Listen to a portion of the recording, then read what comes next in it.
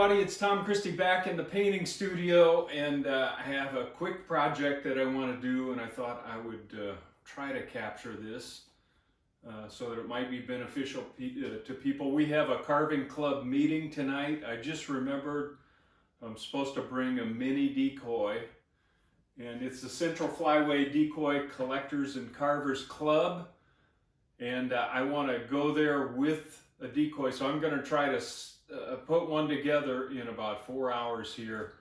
We'll see if that works. I've got an idea to do a mini Gadwall decoy, kind of in a reared up displaying position. I really like this photo that I found, so we'll make a quick pattern, try to get it carved and painted in 4 hours or less. We'll see how this goes. Thanks for coming back. All right, to make a miniature pattern, I've got my picture sized the way I want it on my computer screen, and this is not a touch screen, which is nice for this purpose because as I touch the screen, the photo is not moving around.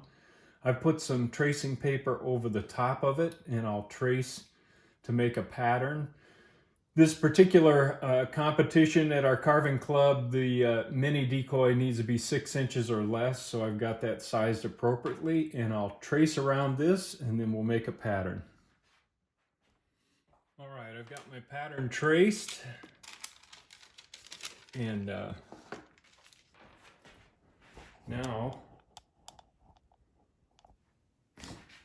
we'll transfer that to some cardboard. Some card stock.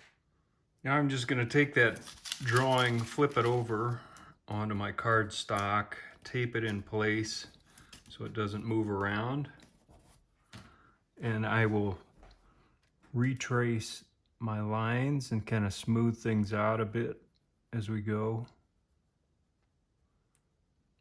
And just by tracing on the opposite side, it's going to transfer through to the card stock. So I'll transfer the pattern, then we can cut that out.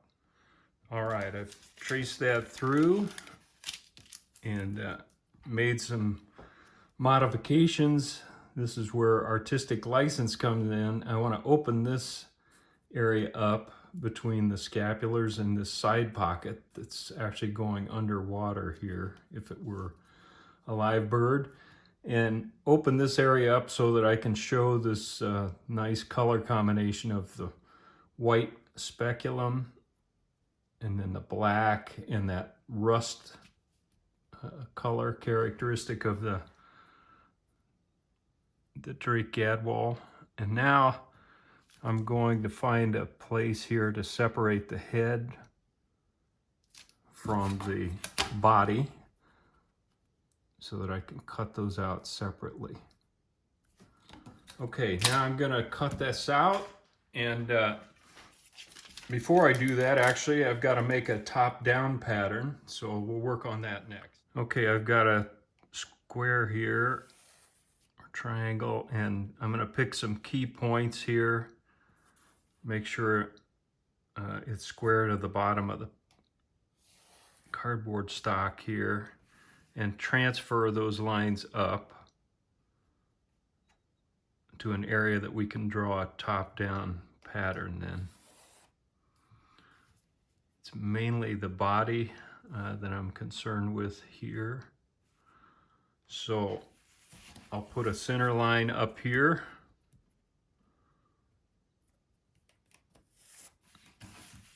Then we can do some sketching up here using those guidelines and doing some proportions on the size of this versus a live bird so that I can get some top-down pattern developed.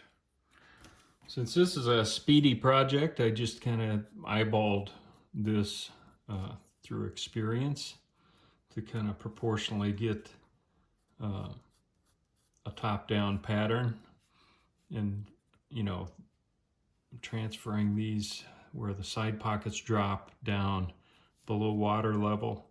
So it's a little unusual looking pattern from the top.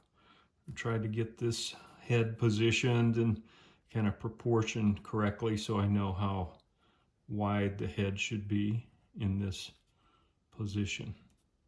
Okay, I'm going to cut those out Just another quick view here. I've got my pattern components cut out. The head separate from the body. Okay, I'm going to carve the head out of basswood because it's a little stronger than Tupelo, especially for this little bill. And I'm marking the eye location. And I've cut a piece of basswood that's long enough that I can hang on to it out here while I'm doing the delicate work of cutting this head out on the bandsaw. Okay, I'm going to go at this very slowly, and I can't emphasize enough, keep your hands away from that blade just to be safe. Those of you that have worked with the bandsaw and are aware of how powerful it is know that already, but it's worth mentioning, especially for people that are newer to the bandsaw. You just want to take your time here and keep your hands safe.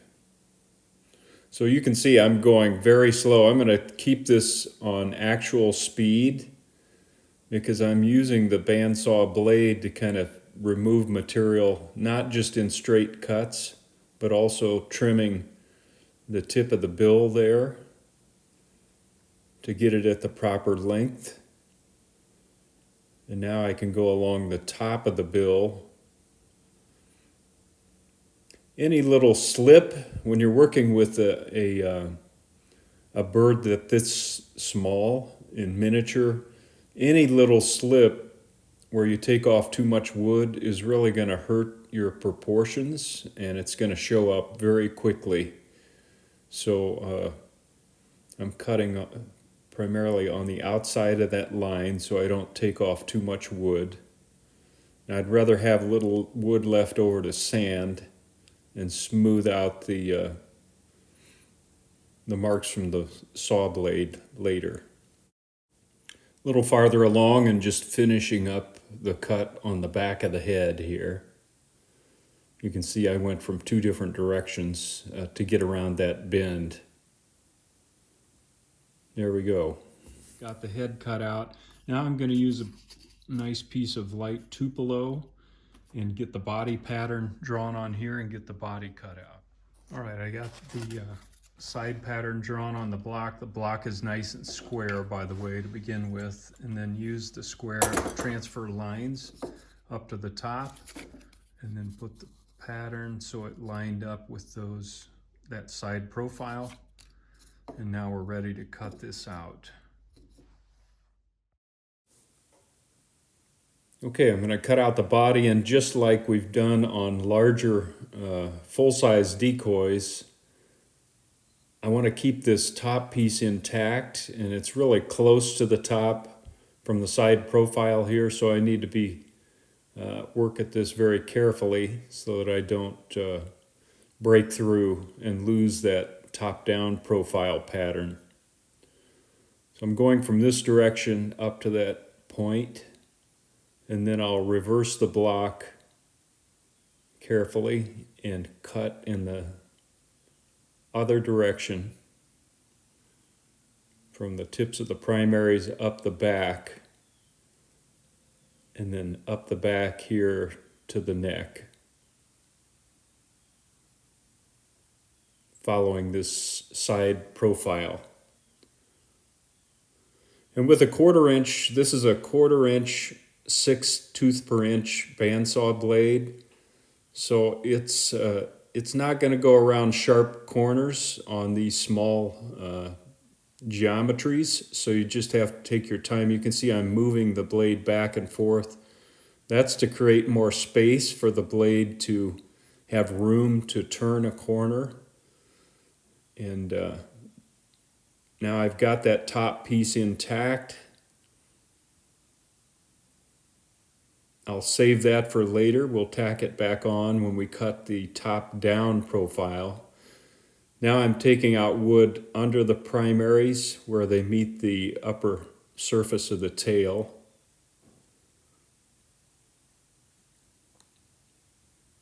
And you can see that piece slip down and it's hung up right there. And that happens, especially in these small pieces, so you have to be careful. I've got it wedged in there. I need to stop and clear that piece of scrap, or else I'm going to have trouble. And you could see that piece of scrap fell through the slot on its own.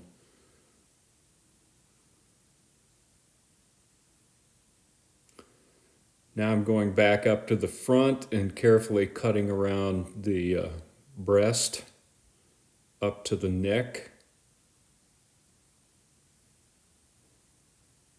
There we go.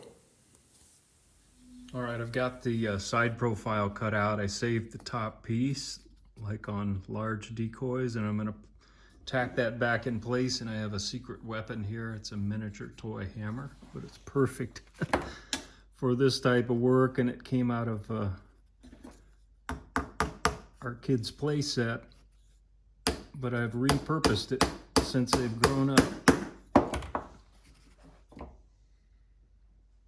Secret weapon. All right, I think I'm going to have to put tack in from underneath as well, because we don't want this shifting. So I'm going to drive one up through there.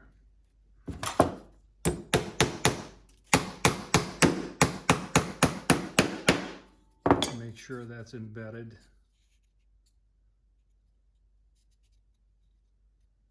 That should be okay. All right, now I'll carefully cut the top down pattern.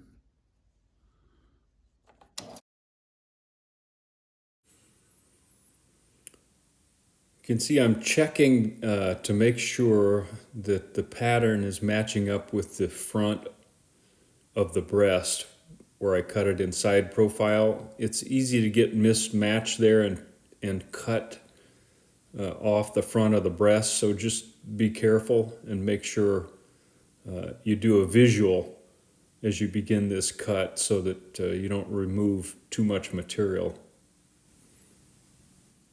Just jumping ahead a bit and making that final cut around the profile of the tail back to where the side pocket meets the rump.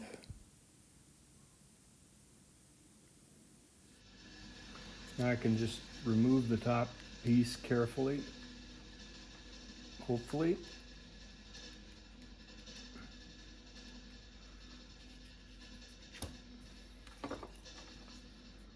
And drive that nail back out the opposite direction.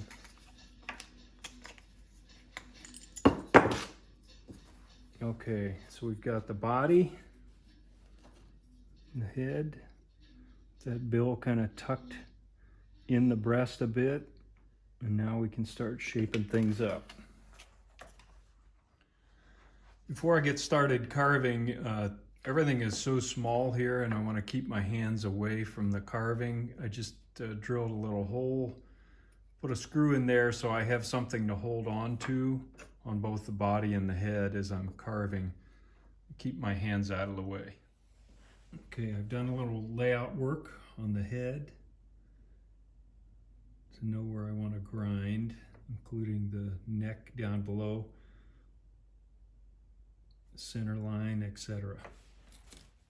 Same on the body, kind of penciled in where the tail is going to be. I'm going to make the primary so they come together back here, so they're not crossed in this position. Just kind of keep a little strength there since it's so small, and then I penciled in where the head and neck are going to meet the body. Now I can start taking off a little wood. All right, I'm going to use this ruby bit. It's kind of a rounded cylinder because I want to use a ruby because it'll remove material quickly, but it's a much safer bit than trying to use a burr so close to my fingers here. Even though I've got a screw in there as a handhold, you can see I've got to get pretty close to my thumb. And a ruby is a much safer. It'll still bite you, but not like a burr that has teeth on it. And I don't need to remove a ton of material here, and I don't want to remove material too quickly. So I'm kind of dwelling on that, but I think this is a good choice for this type of close work. And the rounded cylinder lets me use it in all different directions. And you can see it's taking wood off pretty quickly. I'm reminded, this is basswood, how basswood fuzzes when you carve it. I haven't, I started carving using basswood in the 80s, but I quickly moved to Tupelo, and I've kind of forgotten that you get quite a bit of fuzz off of a piece of basswood. Still a great carving wood and great for this purpose. Just more of an observation. Now I'm kind of rounding the back. And you can see, depending on the position, I have to hang on to the head as well as that screw. But it gives me an additional handhold when I need it, having the screw in place. So I'm going to speed this up. I just wanted to show some of the material removal. Basically, I'm getting things shaped up, getting the bill the proper width, starting to form the neck, and getting things generally rounded before we go in and narrow the crown area. Okay, now I'm at 2 times speed, and I'm just forming that neck area as it tucks under the bill. Kind of a challenging geometry there with the bill so close to the neck. There's not much area here to get carving tools into. So I'll have to switch to kind of a flame shape ruby bit with a point on the end to really clean up under the neck area. Right now I'm still generally shaping things up.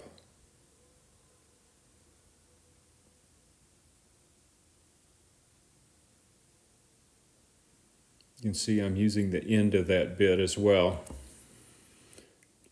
Now I've penciled in the width of the crown as it goes up to meet the bill and narrows in back, and then the cheeks as well. And I'm going to use that same rounded cylinder. The picture's not great here behind my hand, but I'm basically narrowing the crown, just like on a much larger decoy. Process is very similar on a miniature, just much smaller and a little more challenging because of how small everything is. So I'm going to take that crown down on both sides, and you can see I've penciled in the cheek area as it goes through the eye.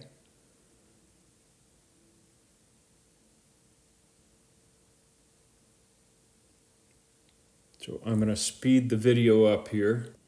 Okay, we're at 2 times speed. Once I get the crown to the proper width, then I'm going to go back and start rounding the cheeks. And you can see I'm also rounding the bill, beginning to rough round things before we get to the detail.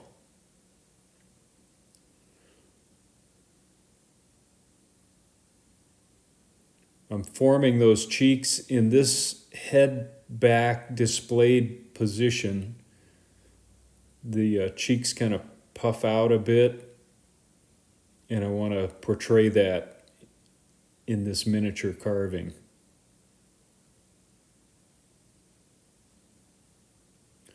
So I'm going to spend some time with this ruby bit just shaping things up, and I think you get the general idea,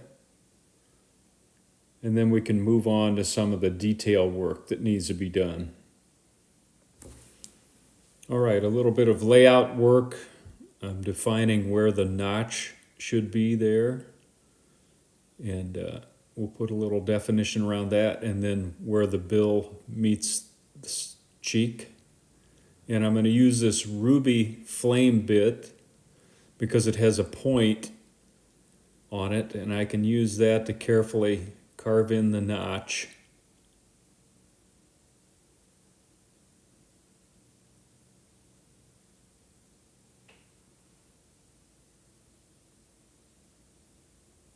And define the bill a little bit better, refine the bill.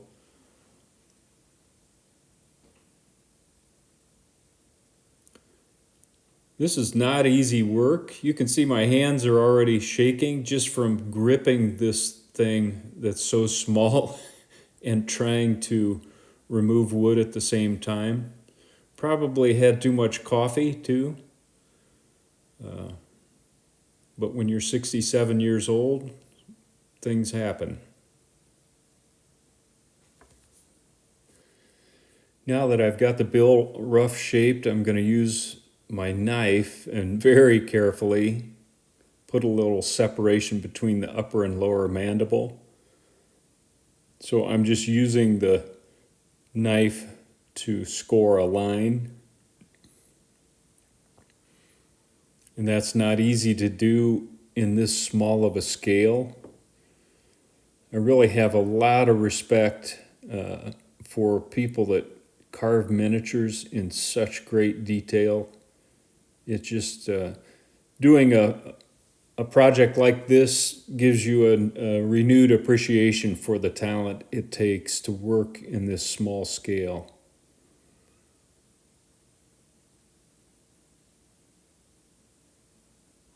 So I'm taking wood off that lower mandible. You can't see it very well there, but trying to give it just a little bit of a separation. A little farther along, you can see I've used that ruby flame bit to put a little bit of structure in the crest of the gadwall, and now I'm using it to try to carefully cut in a couple of nostril holes. And really trying to get a firm base of support here to keep that from rolling out and gouging other areas. But I just wanted an indication of a nostril there. I'm not going to try to detail the nostril enclosures. I'm just going to call that good. It's probably going to be hard to see, but I'm going to use a burning tool to put the nail in. This is so tiny that I'm not sure that I can grind that in, so I'm going to do the same on the side.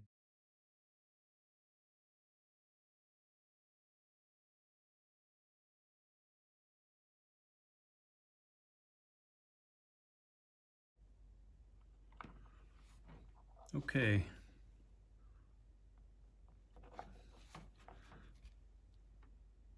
I think that looks pretty good. Gonna call it good anyway. Take a look at that.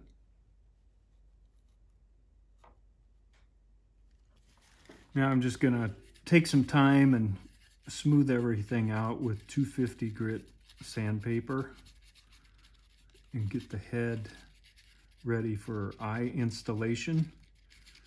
And for eyes, I'm going to use stick pins. Kind of the ball of a stick pin works pretty well for this purpose. I'll go ahead and finish sand this and get it ready. All right, I've clipped the head off of a stick pin, and I'm using a little DevCon 2-part epoxy to put in kind of a pre-drilled hole, and I'm going to put these eyes in position just like that, kind of pressed in. They make a decent eye for a carving this size. Now I'm going to start work on the body, and I'm going to use a burr very carefully, a flame-shaped burr. This is a nice soft piece of light tupelo, so I'm just going to go at it slowly so that I don't snag, and this piece of wood is large enough that I can keep my fingers away from the burr which is critical. And I'm beginning to shape up that breast area where it meets the neck. And right now I'm just generally rounding things off. And having that screw underneath gives me an additional hand hold as I'm turning the bird around.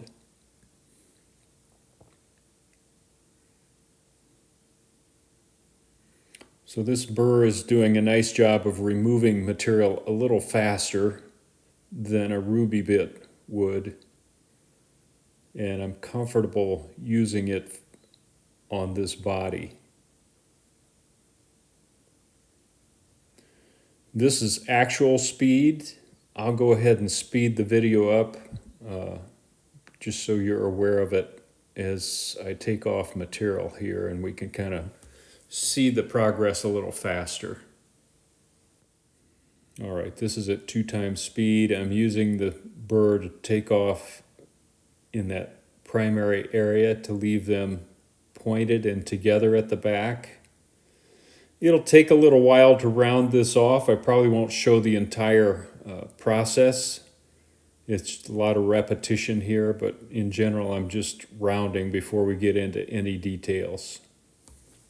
Okay, a little farther along, this is back to normal speed, and I'm going to use the sanding drum to round things off, smooth out the burr marks, and continue to shape up the body. Want nice flowing curves up that breast in that lifted position where some of the belly is even out of the water in this displaying position.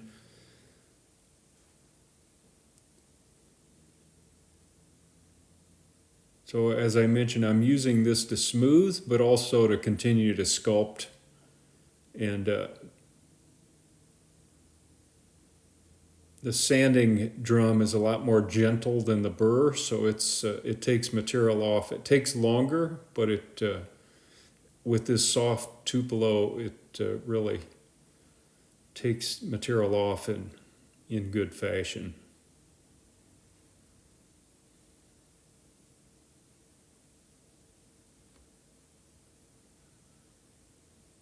All right, we'll jump ahead. Now that the rough shape is there, I want to pencil in kind of the side pocket area, the cape, and that separation between the scapulars. And I want to show the primary feathers are going to go on down, extend into the side pocket there. So I'm going to use this cone-shaped ruby burr and begin cutting in that area and shaping up the side pockets first.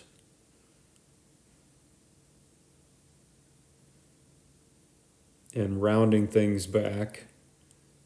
I'm going to use that same burr to kind of cut in the cape and put a little bit of a V in the center of the back.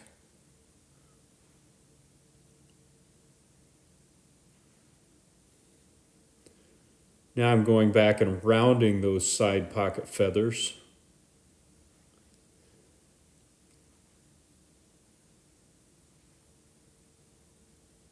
And I'm beginning to define that separation between the tertials and the speculum and the part of the exposed wing between the side pocket and the scapulars back there. Now I'm going along and defining the edge of those primaries. I want those primary flight feathers to be exposed just a little bit as they enter the side pocket.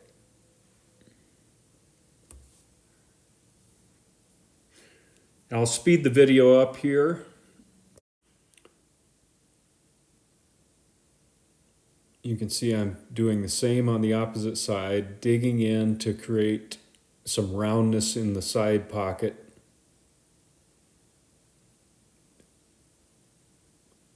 Defining the primary feather edges.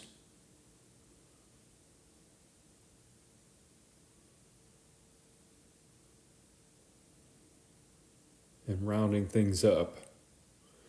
Now I'm just repenciling in so that I can go back in and create that area between the side pocket and the scapulars where some of those wing colors are exposed. And I'm putting in that flame-shaped ruby to begin to add some of those details. So with that point on the ruby bit, we can really get in these very small areas, create more definition.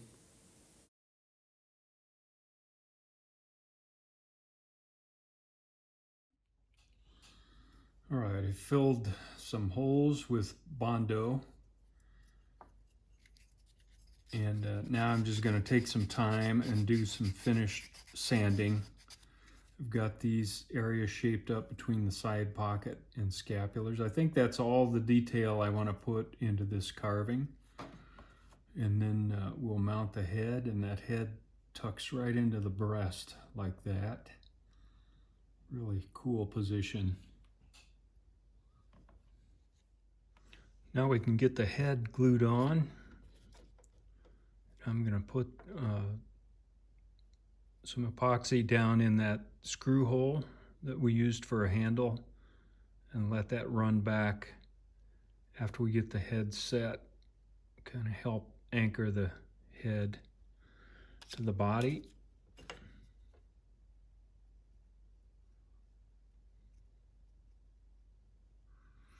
I'm also going to put a little bit on the bill because it is in contact with the breast, and that'll give it kind of an anchor point and some strength.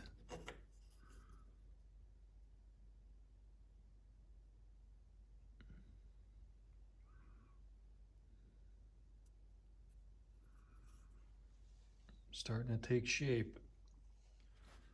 Gonna let that dry, and then we'll take care of the neck joint. Now I just used a little body filler and a small screwdriver to push it into the neck joint. Pretty delicate operation, but wanted to clear the excess out before it cured. We'll let that cure and then do some final sanding, and the carving will be done. All right, I've got this guy sealed up and ready to paint. So let's go get some paint on this rascal. All right, everybody, that's a wrap on session 1 of creating the Gadwall Drake miniature decoy. And in session 2, we'll go through step by step the painting of that decoy. Until then, Tom Christie signing out. Good carving to you.